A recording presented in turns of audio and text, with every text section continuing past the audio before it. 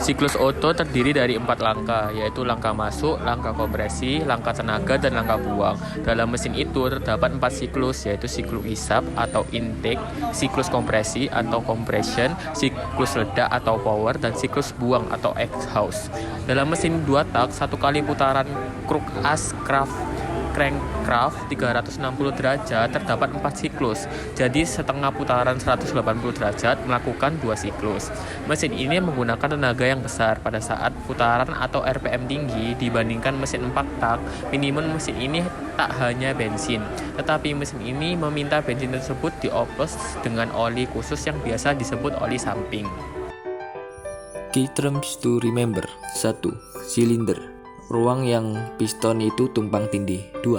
Atas pusat mati, titik terjauh dari piston perjalanan ke atas. 3. Pusat mati bawah, titik terjauh dari piston perjalanan ke bawah.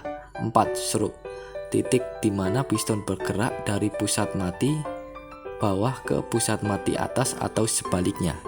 5. Clap intake, memperkenalkan udara dan bensin campuran ke dalam silinder.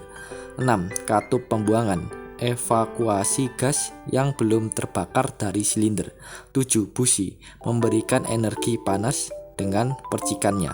8. Piston, mengubah energi panas dari pembakaran menjadi energi mekanis yang akan memutar roda mobil.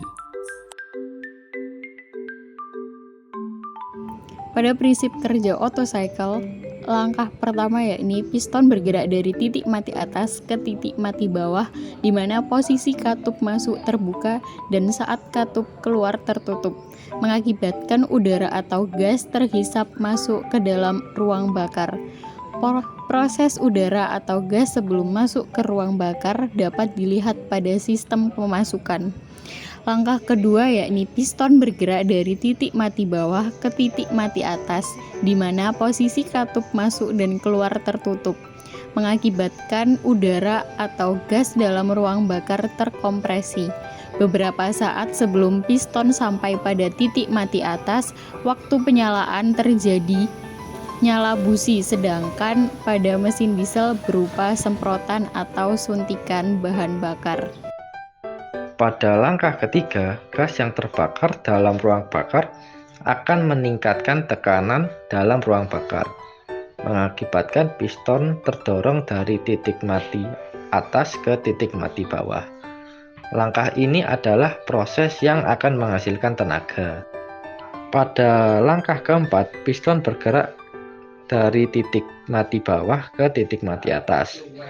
Dalam posisi katup masuk tertutup dan katup keluar terbuka, mendorong sisa gas pembakaran menuju ke katup keluar yang sedang terbuka untuk diteruskan ke lubang pembuangan.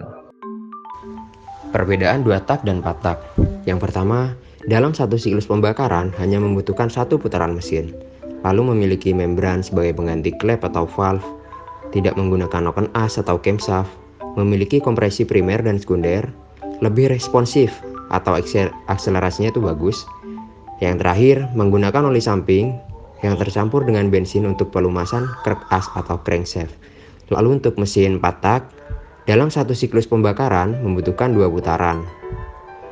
Menggunakan klep atau valve, menggunakan noken as atau camshaft, hanya memiliki kompresi primer, kurang responsif atau akselerasinya kurang daripada mesin 2 tak. Yang terakhir, hanya menggunakan oli dan tidak tercampur oleh bensin untuk pelumasan krek as atau camshaft.